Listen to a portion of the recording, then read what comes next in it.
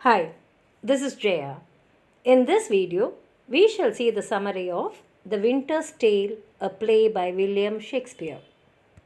The play begins with the appearance of two childhood friends, Leontes, king of Sicily, and Polixenus, the king of Bohemia. Polynixes is visiting the kingdom of Sicily and is enjoying catching up with his old friend. However, after 9 months, Polixenus earns to return to his own kingdom to tend to affairs and see his son. Leontes cannot persuade Polynixes to stay longer, so he decides to send his wife, Queen Hermione, to try to convince him. Hermione agrees and with three short speeches is successful.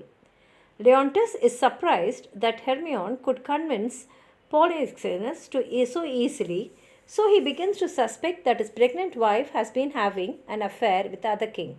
Leontes orders Camillo, a Sicilian lord, to poison Polixenus.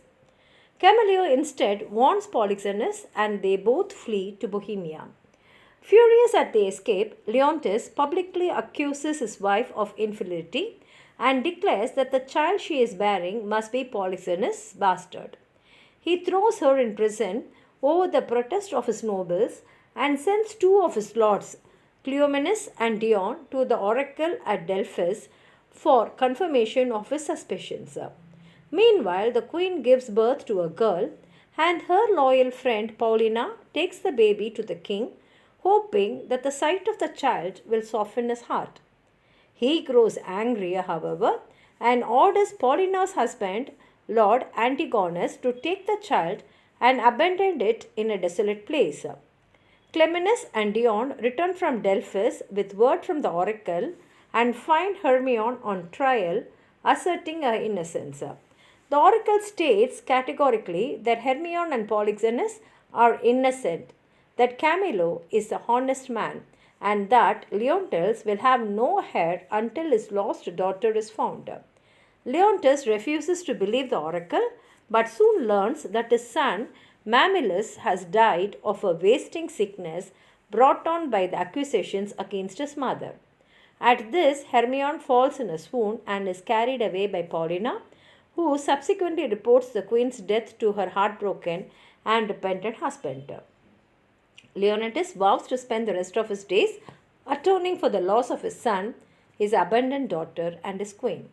Antigonus, meanwhile, abandons the baby on the coast of Bohemia, reporting that Hermione appeared to him in a dream and bade him name the girl Perdita.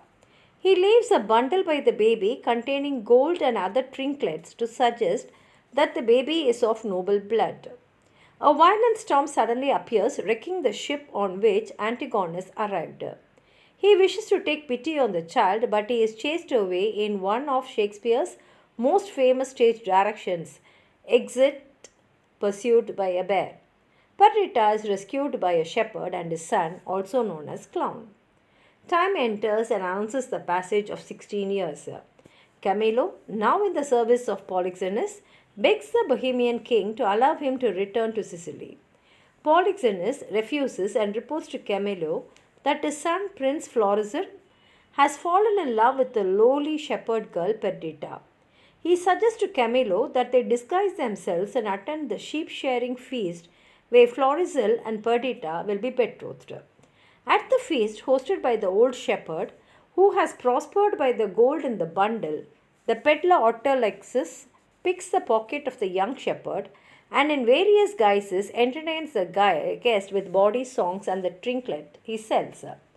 Polixenus and Camillo watch disguised as Florizelum, he disguised of a shepherd named Doricles, and Perdita are betrothed.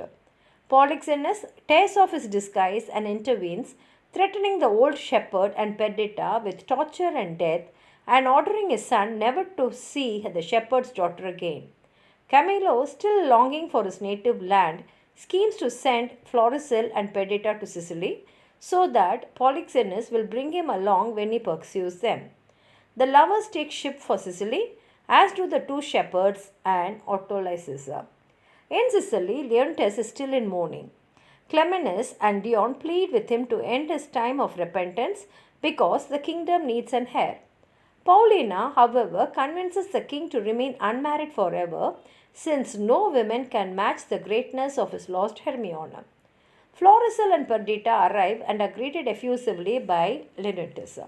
Florizel pretends to be on a diplomatic mission from his father, but his cover is blown when Polixenes and Camillo too arrive in Sicilia. The meeting and reconciliation of the kings and princes is reported by gentlemen of the Sicilian court. How the old shepherd raised Perdita, how Antigonus met his end, how Leontes was overjoyed at being reunited with his daughter, and how he begged Polixenes for forgiveness. The old shepherd and young shepherd, now made gentlemen by the kings, meet Autolycus, who asks them for his forgiveness for his roguery. Leontes, Polixenes, Camillo, Florizel, and Perdita then go to Paulina's house in the country, where a statue of Hermione has been recently finished. The sight of his wife makes Leontes distraught, but then to everyone's amazement, the statue shows signs of vitality. It is Hermione, miraculously restored to life, or simply having lived in seclusion with Paulina for the last 16 years. As the play ends, Perdita and Florizel are engaged, and the whole company celebrates the miracle, and the play ends happily. If you have anything more to add on to what I've said, please write it in the comment box. Like the video, share it with your friends, and if you have not subscribed my channel, please subscribe and support. Thank you.